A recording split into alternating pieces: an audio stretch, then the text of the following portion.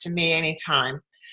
So we're going to get started. We're really excited to begin a series of live webinars from New York State TESOL. We know that our annual conference is a wonderful chance to hear from a lot of different experts, K-12 teachers, teachers of adults, program leaders, faculty, researchers, students around the state. But we miss hearing from each other between conferences. So on behalf of Juliet Luther, the president of New York TESOL, I'm the president-elect. I'll be president next year of New York TESOL. We thought it would be a great idea to begin getting to hear from each other's expertise around New York State all year long. So our webinar series is kicking off right now today with Dr. Beth Gareca, who's at SUNY New Paltz. And we're really excited to have her here with us to share a lot of what she knows and has been doing for many years around very responsive types of assessment practices in classrooms for English learners. So she's going to begin by sharing a PowerPoint, which hopefully you all see on your screen, and you can post questions throughout on the side. She will see them. She might be able to respond to them in a moment or afterwards, and we'll have some chance after she presents to interact and ask her any questions to follow up with the conversation. So we want to make sure that we're all staying muted. I'm trying to use the controls over here to mute everybody, but make sure you also are muted. And you're welcome to turn off the video if you'd like, or keep it on. So we know that we're reliant on technology. So it could be a little bit of a challenge at times to make sure that we can hear well. So hopefully you'll be patient with us, and we'll be able to hear and interact with Beth this afternoon. So I'm going to turn it over to you, Beth. I'm going to be on mute, but I'm right here throughout the session. So welcome, everybody. Thank you for joining us today.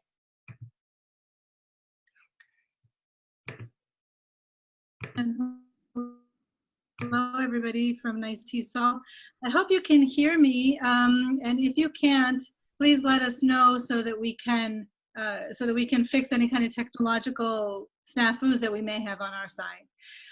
Like Laura said, my name is Beth Gareca. I've been doing teacher education for a lot of years now, and I'm here at SUNY New Paltz as an assistant professor and the coordinator of the TESOL program.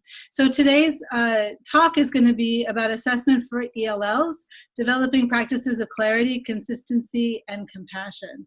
So I'm just going to get going. Laura, I hope you'll tell me if everything's absolutely going okay. Yeah, right, just concentrate on talking, and I'll try to concentrate on keeping the sides over here going well.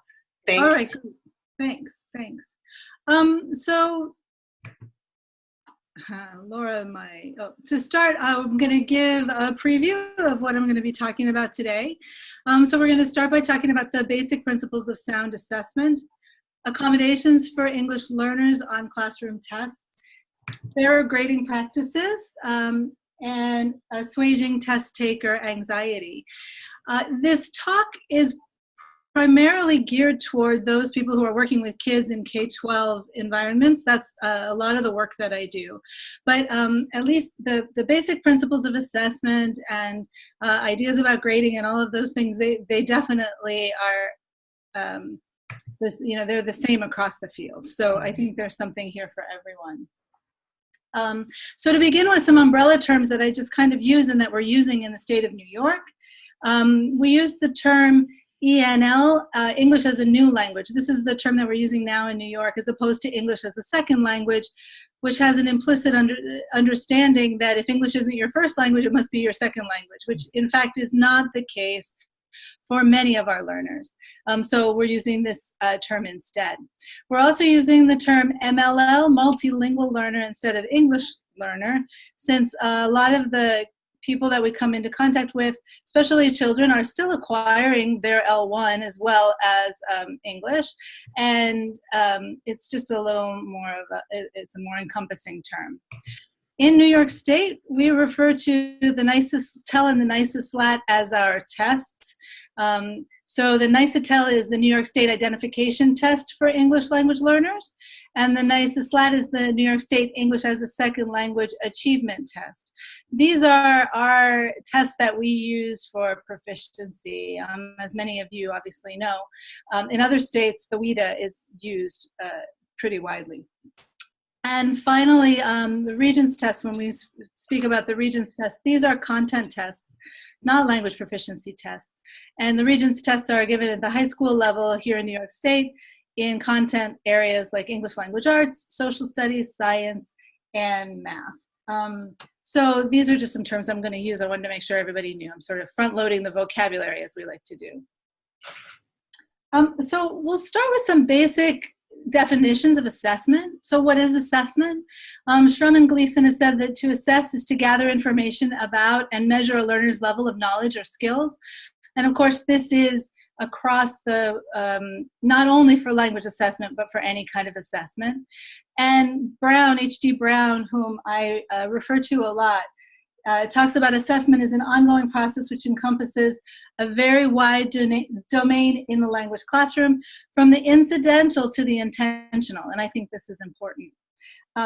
So moving on for tests, what is a test? Well, a test is a vehicle for determining learners' level of knowledge or skills, as well as a method for measuring ability, knowledge, performance, or domain. So there's a difference. Tests are more specific. Tests are explicit, systematic, and structured. And a lot of times when we're talking about schools, we're more focused on tests because they're higher stakes. So what tests do we use for MLLs? Well, in school in New York State, there are two main kinds of tests. We have proficiency tests, which are those that are used to evaluate English language mastery.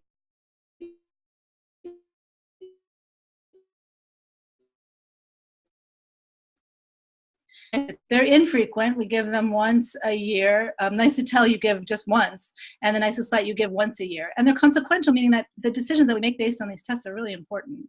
We make big decisions based on proficiency tests here. But content tests are used to evaluate all those other things that students study in school, including math, science, social studies, and English language arts. And we look at those tests because English is the vehicle through which people need to access the language of the test. So we're testing them in science, but we're testing them in science in English.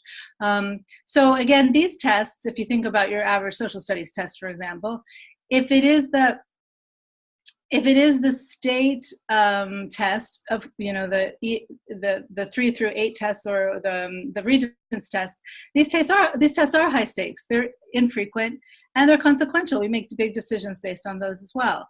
But we also have them in regular classrooms. They're, you know, what we do every Friday, or they are at the end of the chapter, we're going to have a test. You know, kids are home studying for these. So these tests are also a big part of what students do in school. So moving to basic principles of assessment, we're going to start with the basics, because when we think about assessment, sometimes we get overwhelmed with what assessment is and should be, and so we need to remember what these basics are. So probably a lot of you already know about these. I'm going to move through these relatively quickly, but we'll talk about reliability, validity, practicality, and fairness. So when you're thinking about tests and whether or not they're reliable, there's some questions that you should ask yourself kind of as a general rule.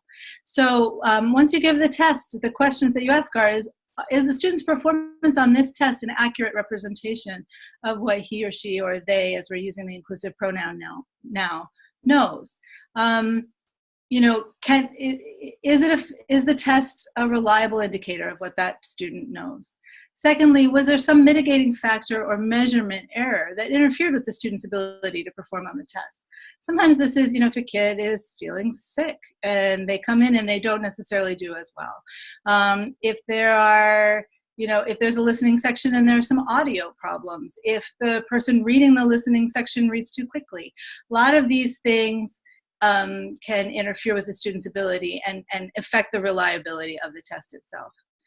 Have you as a teacher reduced the sources of measurement that error that are in your control. Can you make sure that that audio is going to work fine? Can you make sure that the setting is consistent with what we expect for a testing situation? That's kind of our job as teachers, but that's an important part of reliability. And if you find that measurement error is too great, how can you advocate for that student? So an example that I always give is when I was doing some consulting at a preschool, and there was a 4-year-old who was from Vietnam and was having some difficulty in school. And so they decided to intervene in that situation and give this child an IQ test. And the IQ test showed, obviously, that this child was significantly cognitively impaired, but that was because he didn't understand anything that was going on in the test. And so part of my work as a consultant was to write a pretty long letter stating why this test was not an accurate reflection of this child's cognitive ability, that it was a linguistic problem at that point. So that was my opportunity to advocate for that kid. And that's part of our job when we're thinking about reliability in tests. For validity, we also have a lot of questions to ask. So is the test that we're giving, does it actually measure what we hoped it would measure? Sometimes tests measure other things. You know, you think about a driver's test, for example. Students take a written test, but that doesn't really mean that they're not going to take out the mailbox when they're out on the road. The written test means they can understand some parts of the signs and they can understand some other things, but it doesn't mean that they're going to be a good driver. Does the test align with prior instruction? So have we exposed the kids or the students to the concepts that are going to be on the test, and therefore we're testing things that aren't brand new?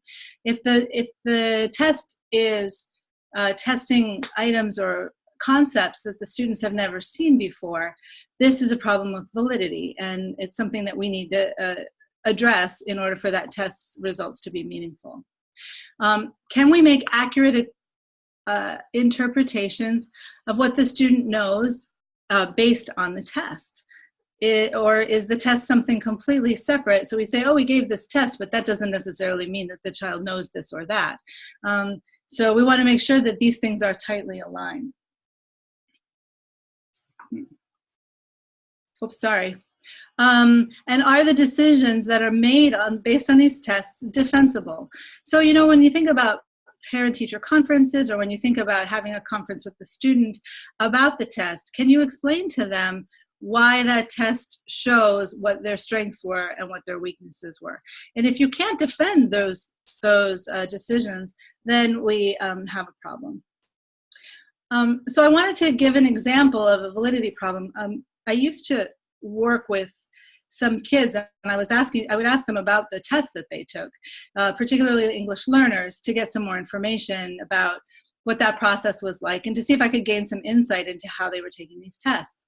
So, so a question that this child was posed during a math test, this was 4th grade, was how many vertices does a cube have? And these were the multiple choice answers, 2, 4, 8, 12. This child was at an emerging level, had not been in the States very long, was from the Dominican Republic, but had had very strong academic background in his home country. And so he came and he said, this problem was really hard for me. And we were having the conversation in Spanish because he could express himself better that way. And so I said, okay, well, so can you tell me how you decided on your answer? And he said, well, I read the question, how many vertices does a cube have? And I know that vertices means corners. And I know that a cube is like a dice, and that has 8 corners. So I counted 1, 2, 3, 4, 5, 6, 7, 8. So I knew that the answer was 8. But as he's telling me in Spanish, he said, la respuesta era 8. 8, great. So I say, great, fantastic. He got the answer, 8. But then he said, yes, but the thing is, there isn't an 8 in that answer choice. 8, so he's like, I know that those are words, not numbers. And I know that the number 8 in English starts with A, 8, right? I say, yes.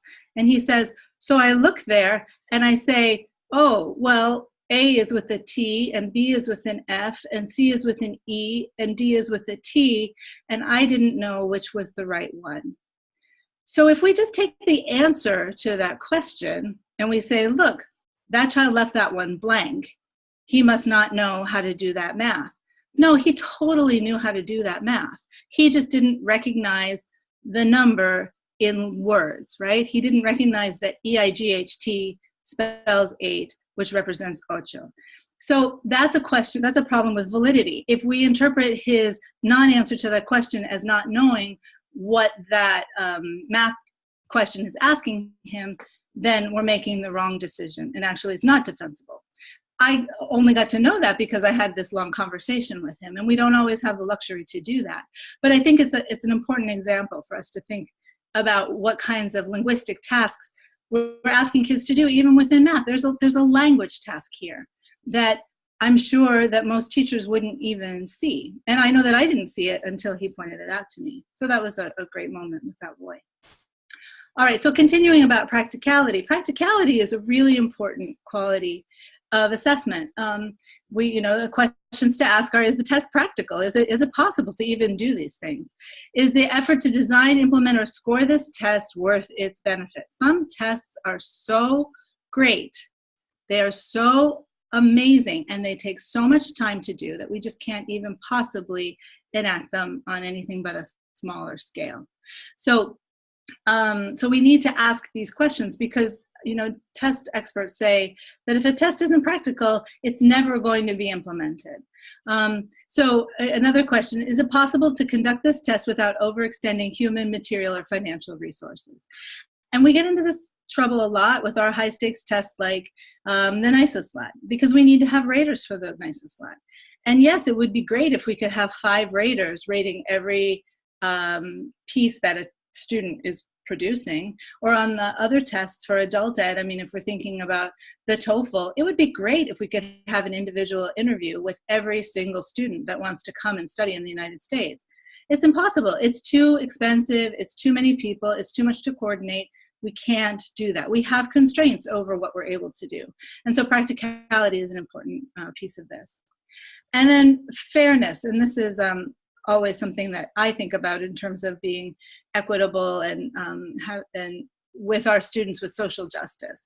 So here's a funny little cartoon. So these 2 kids playing soccer, right, and one has a distinct advantage. So we always talk about leveling this playing field, and how can we do that? So questions that we should ask when we're giving tests are, to what degree is this test fair for different test takers? Is it the same for each group, or are there certain groups that don't have the same access to the test based on some intrinsic part of the test? Another question is, how can we improve a test's fairness without compromising its integrity? And this is something that as teachers we are always trying to figure out how to do, particularly those ENL teachers in K-12 environments where you're trying to help kids access the language of content tests. So that brings us to test accommodations, which is the second part of this talk, and I hope it's going okay. Are we doing okay with time and everything? Okay, great. Just got the thumbs up from Laura, so that's good. So test accommodations, and I love this definition from Acosta, Rivera, and Schaefer-Wilner about accommodations. Let's see. So an accommodation for ELLs involves changes to testing procedures, testing materials, or the testing situation itself in order to allow students meaningful participation in the assessment. Effective accommodations for ELLs address the unique linguistic and sociocultural needs of the students without altering the test construct. So accommodations are making changes to tests to allow meaningful participation without altering the test construct. We want English learners to be tested on the same stuff. We just need to sometimes change the linguistic burden that they have to overcome in order to show us what they know. Okay, so continuing. So I'm going to have you do a little exercise now. So if you're not looking at the screen, you might want to. So here's an example. And let me pull this up on my other screen, just one second. Okay, So you're going to imagine that you're a 6th grade entering or emerging Spanish language learner. Okay, so for you Spanish speakers out there, this is going to be a cinch. We're going to call you commanding and you'll be like, great. But if you don't know Spanish, this is kind of a cool thing to think about. So you are like one of our L's, except this is going to be in Spanish, okay? Okay, and you're in a Spanish immersion school. You have a math test today and you'll need to complete this following problem. You may want to use a pencil and paper and work individually. So I'd like for you to put yourself in the position of being a student, but also I'd like for you to think about this as a learner, like what do you learn about what would help you as a Spanish language learner access this test, okay? You ready? I'm just gonna give you a few minutes, so don't work too hard on it, but let's see. Okay, un problema de matemáticas. And here's the problem. So go ahead.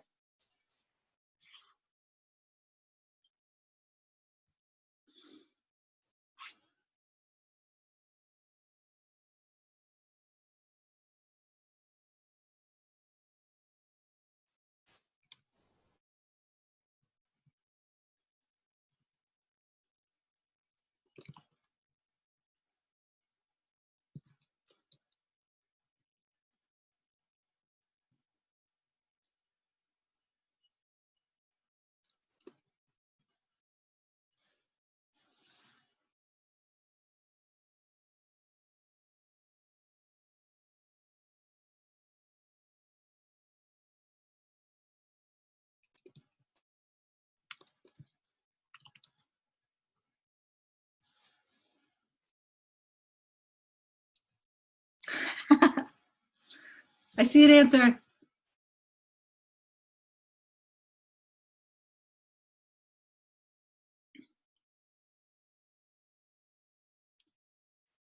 Okay. All right, so some people have been able to work their way through the problem. So I'm gonna move ahead.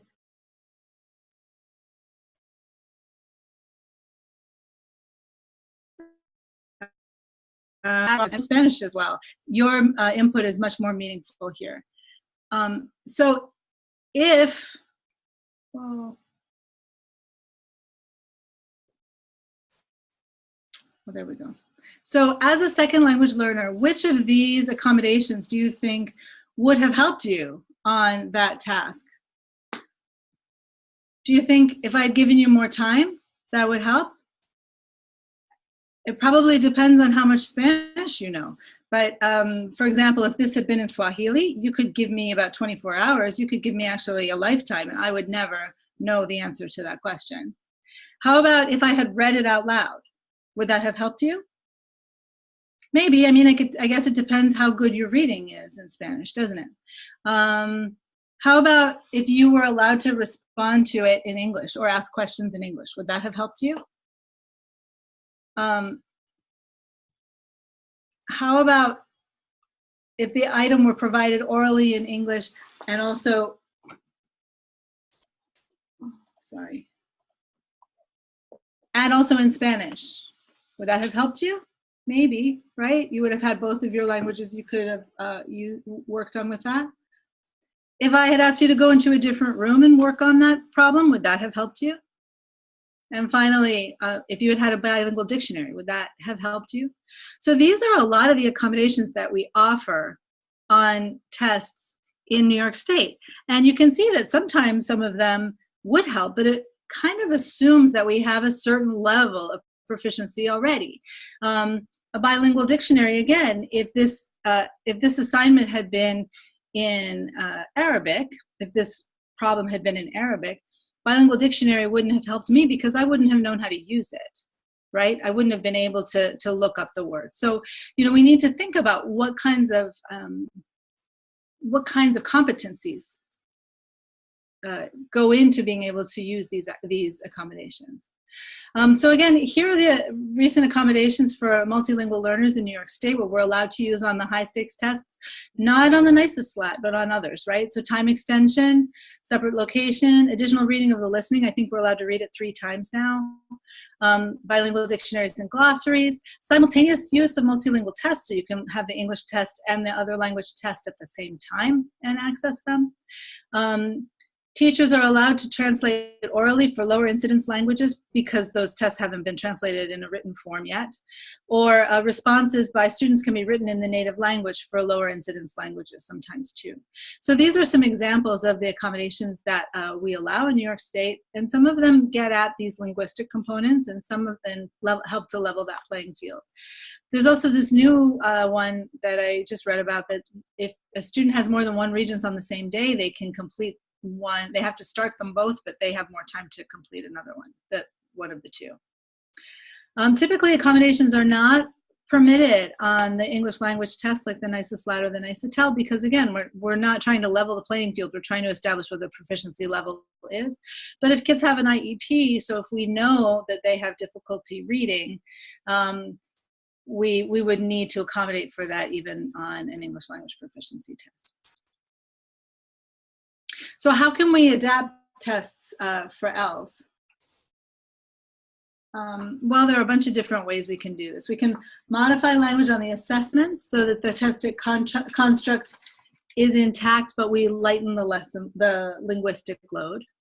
We can eliminate redundancy. So if there are several different items on a test that are testing the same thing, we don't have to have an English learner do all three of them. We can have them do two or one. I mean, if you can narrow in on that, because time, of course, processing takes time. So that's one way.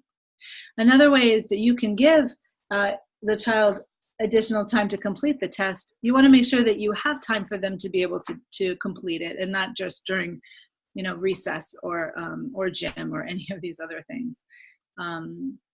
You can encourage students to practice with accommodations and to tell you what helps them access the language better. So sometimes kids say, I really want a dictionary. Is it okay if I use my dictionary? Yeah, that's great. Actually, that's the kind of learning that we want to encourage.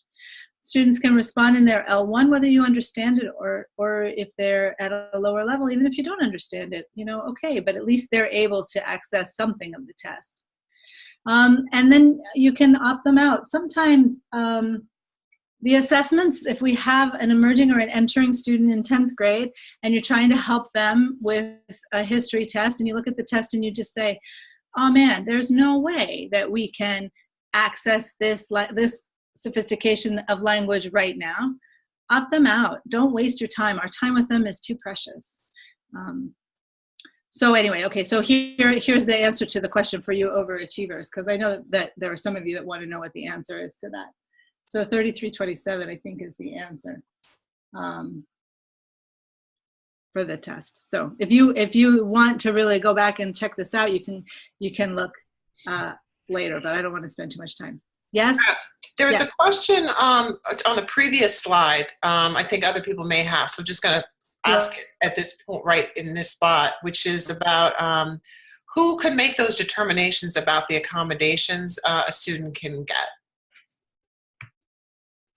On high-stakes tests or on classroom tests?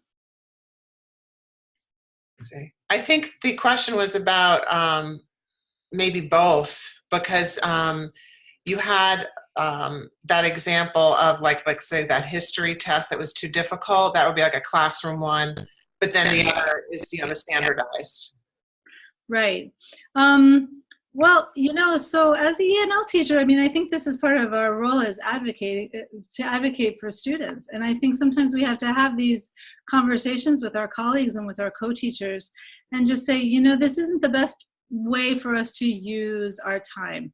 If I am going to help this child with this test, I can try to adapt it on the fly, or I can do something that's really more meaningful that's going to help their language. So, I mean, I think a lot of times it just requires a lot of communication. And I think that that's our role as an ENL teacher, to kind of work with our colleagues for them to understand that language proficiency is a continuum, and you can't start at step 100 before you're at step 5.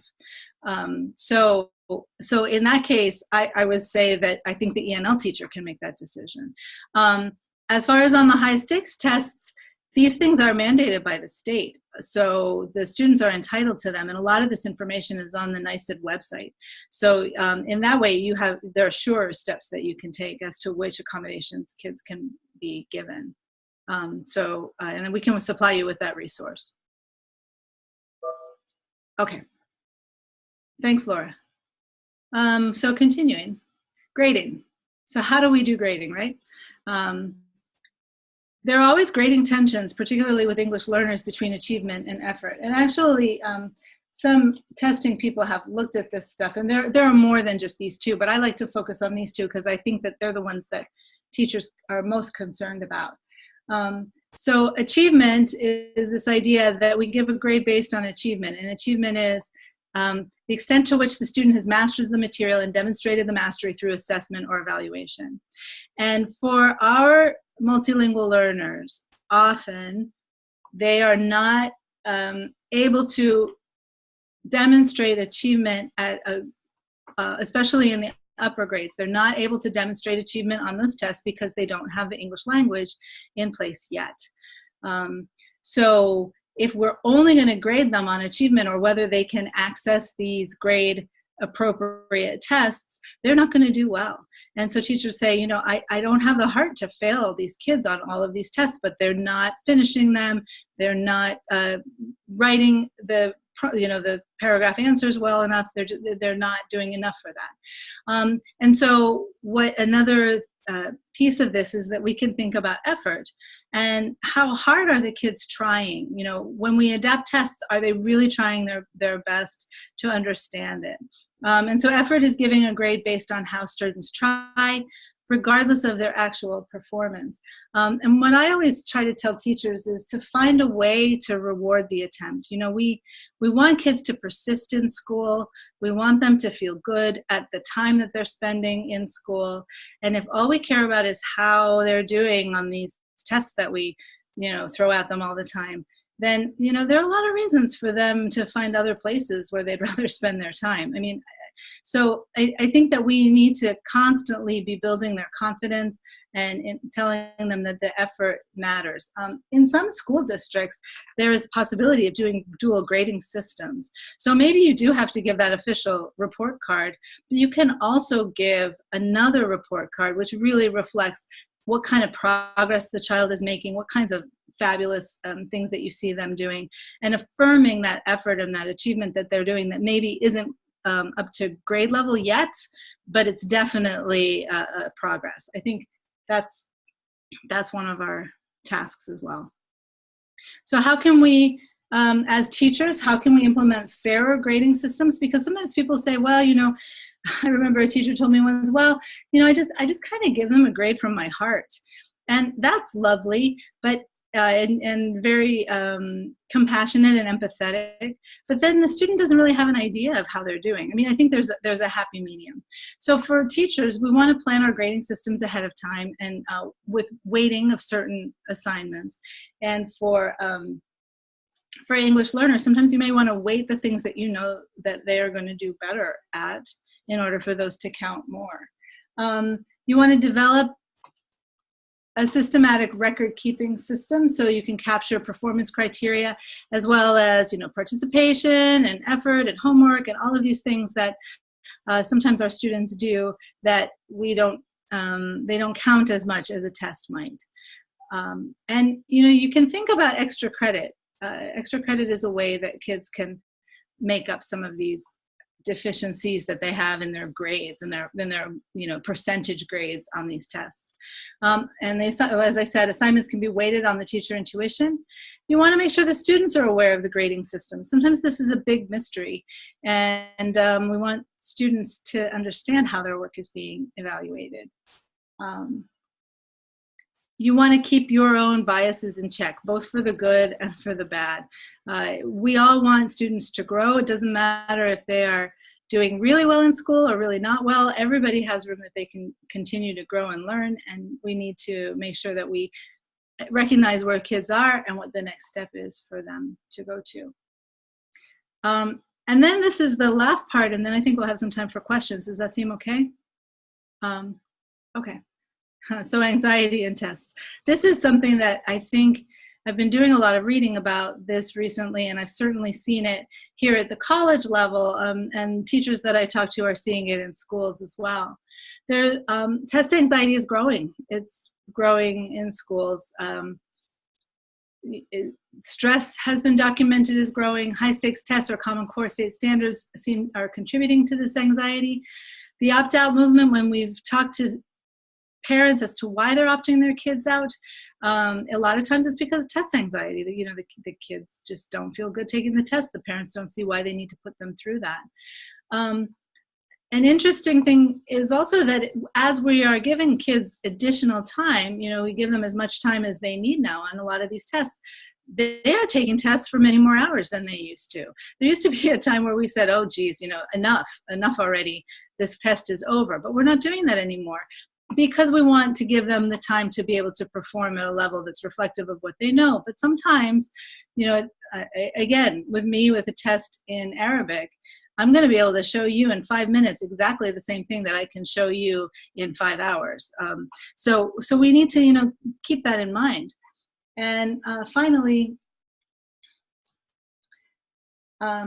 what we know about these high stakes tests, the state standardized tests, we know that these affect classroom assessment and the way that kids feel about classroom assessments. All of a sudden, tests are scarier than they used to be, even in the classroom.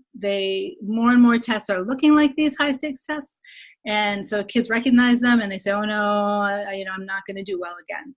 So we need to think about how to mitigate anxiety in school.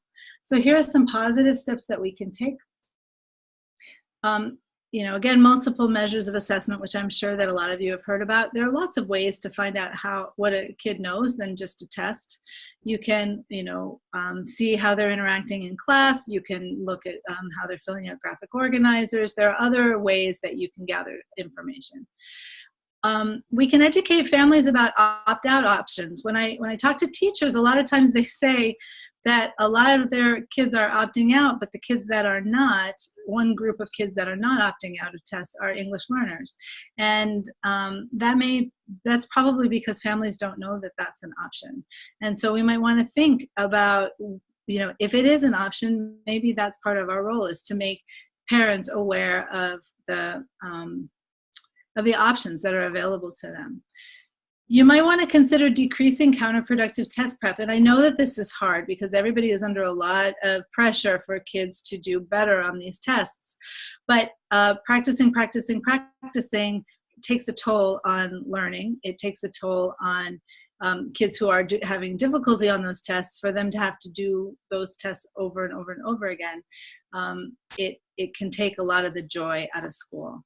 And then NYS came out with a nice publication not too long ago about some exercises that you can use just to combat test anxiety in general. And so they're implementing these in some schools, including, I know that yoga in school is becoming a much more prevalent activity, breathing activities, relaxation techniques, self-talk, even visualizing taking the test and how you're going to do well. A lot of these kinds of mindfulness techniques that some of you may be aware of, they're being implemented in school. And then, of course, just working on academic strategies, including note-taking, study skills, and test-taking strategies. So all of these kinds of exercises can help to diminish that anxiety. I think we have to address it head on. I think we need to talk to kids about how they feel when they're taking tests in order to be able to assuage some of that. So in closing, the title of this was about clarity, consistency, and compassion. And I think when we're thinking about assessment in general, we need to be clear about what our expectations are for students, what they understand the tests are for, what we think that the tests are for. I think we need to be consistent in our expectations and in the way that we rate tests and grade them. And we also need to be compassionate about what it is to be in school now and what it feels like to be in school when you're still learning the language and when school just is hard. What does a test feel like when things are hard? But I think that with all of these three things, we can impact and have an impact on better classroom assessment. So there are my references, and I know that we can get you some of those resources if you'd like to take a look at them. But thanks. I think that we have some time for questions too. Yes, thank you so much. I think, we have a lot of people on the line, and a lot of them are working with adults as well. And I think everything that you shared, we can all relate to at any level of education. So I think it was really helpful. I mean, even going back to some of those ideas around reliability and validity, which we know them, but it's really helpful to see them again as you go through your different experiences with students. You see it in new ways. So I'm going to just pose a couple of the questions that I saw coming up. And everyone who's online, feel free to use the text or the chat area, the chat bubble, and I will try to pull up some of your questions, and then we can always follow up later. One of the questions is, what happens when you have a really true beginner? They're really not going to be able to be too successful on a lot of the tests. What would be some principles that you would recommend around finding a fair assessment for real beginners for English language class? Sure. So right now my candidates here at SUNY New Paltz we're working in an after school program, and we're working with a lot of kids, and some of the kids are real beginners. And so, you really do need to just start with the basics. I noticed that some of my candidates, and sometimes teachers are, they dive right in and they're trying to teach words like, climate and earthquake. And I mean, and these are good words, but these kids don't know, what's your name? How old are you? We need to give, you can give these very basic tests just on personal information to start. It's funny how I was also observing in a SIFE class where the students really have not had extended formal education. And so they're working on very low reading levels. And they don't know the names of the letters in the alphabet. So, for those kids, you have to start there. So, one kid's name started with a W, and I asked him if he could spell it for me in English, and he couldn't do it. Okay, so for me, I find that fascinating, but that means that a lesson about the names of the letters of the alphabet is necessary. So, they're not going to pick that up in osmosis once they're in 10th grade. So, I think, we need at the very newcomer level, and when children are first learning the first words in English, we have to start at the beginning. They'll catch up fast. They'll move quickly, but that's our role, is to give them that basic stuff from the start. Does that seem okay? Yeah, I think what happens is when you start to look at assessment, it unpacks, everything. Everything about curriculum, about policies. I'm imagining a teacher who does notice the need, the students are struggling with alphabet, then they teach it, they assess it, but they're observed by an administrator who says this isn't rigorous instruction, and then they wind up having a problem because they were teaching and assessing something actually at the student's level. So, that's what, why this is very complicated, I think. There's a couple other questions I think I'd like to ask you from our participants. The opt-out, I think there was a lot of questions about that. You can't opt out of the NYS or the NYS, right? But are students able to opt out of these other standardized tests? And any thoughts on that, especially as our teacher evaluation system is moving maybe away from the value-added measures associated with those tests? Do you foresee more freedom around possibly even more opting out for ELs? I think so. I think so from what I've read about opt-out and what teachers are telling me, a lot of times it's the more affluent districts where they're having large numbers of opting out of various Common Core States line tests. Because these are, the families know the ropes, and they know what their rights are, and so they say, I'd rather my child not take part in this, and it's of no benefit to my child. This is all state gathered data. Okay, so you're right when you say that ELs can't opt out of NYS TEL and NYS SLAT, nor should they. I mean, these are the measures that we have to chart their proficiency, and they're important. They're really important for our field. But can they opt out of those other tests? I mean, if their classmates can, why can't they? It's just, I remember one teacher at a district told me that the only kids that were coming to take those tests were English learners and children with special needs, and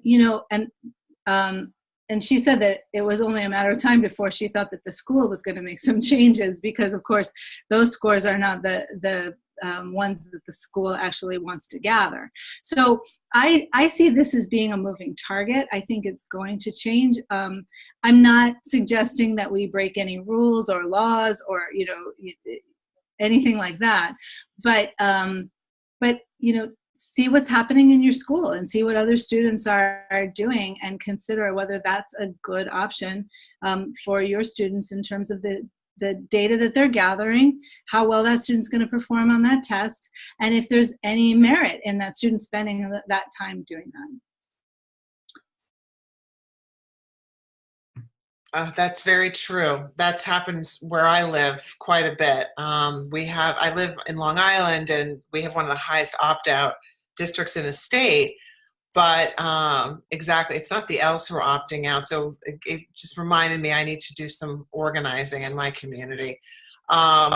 So another question was about when you are really following the principles that you mentioned in terms of, let's say, the validity piece, and you are working, though, through the content areas. So you might be learning about content, but you're also learning language. You might have some grammatical structures, but you also have holistic kind of maybe writing of paragraphs or essays.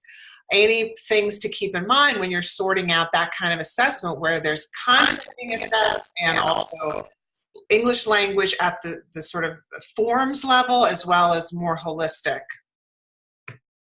Right. Right. Well, so that's something that I think we all have some difficulty with, is especially when we're in the realm of English language arts, is what constitutes a language objective and what constitutes a content objective. And things get a lot murkier in that area. So, author's point of view is probably more of a content objective than a language objective. Paragraph structure kind of is both, right? So we need to help our students understand both of these things. I think what tends to happen with English learners is that we err on the side of the content.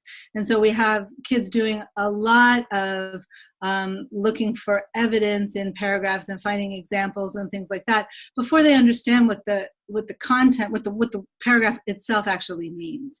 I've seen this in a lot of classrooms where teachers are asking kids to find evidence and use highlighters and such, but if you go and you scooch next to that kid and you say, well, what was this paragraph about? They can't tell you.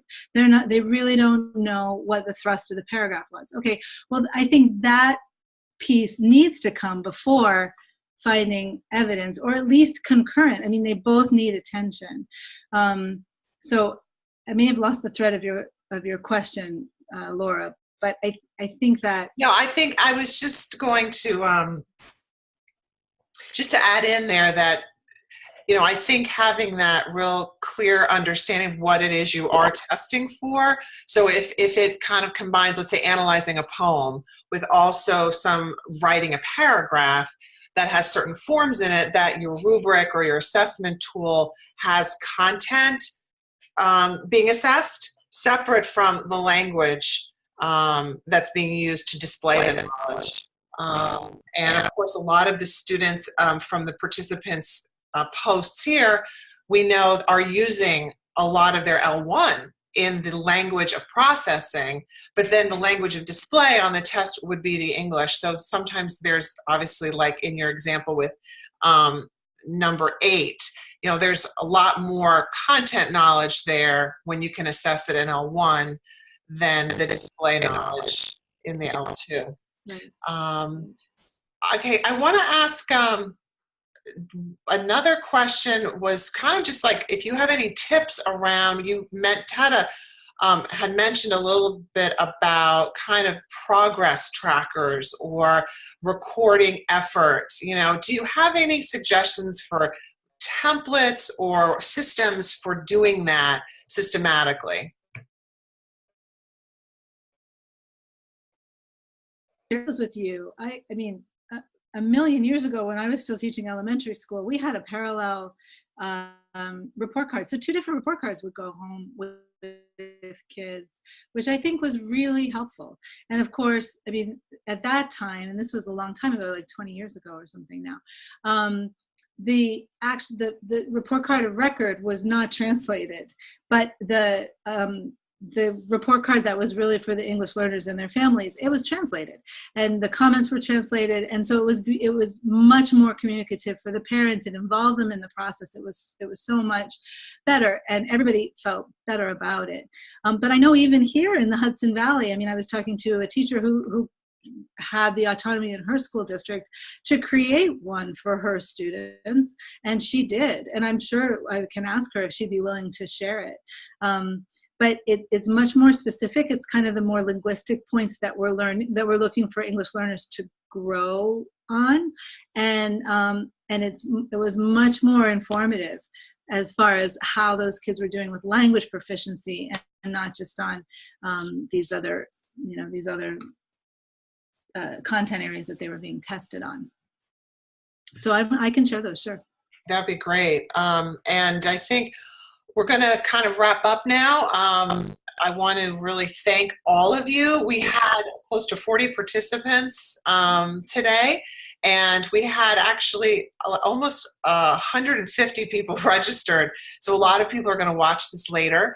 I hope this will be the beginning of more conversations around the state. I saw a lot of interaction in the chat area. We're here to help each other. We're here to help form a community of practice through New York State TESOL to advance the learning of our English learning students. And we can't do it alone. We need each other very much to do the great work that you do.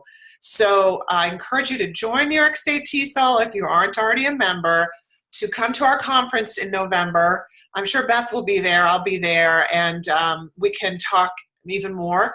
We're going to be sending out the next webinar.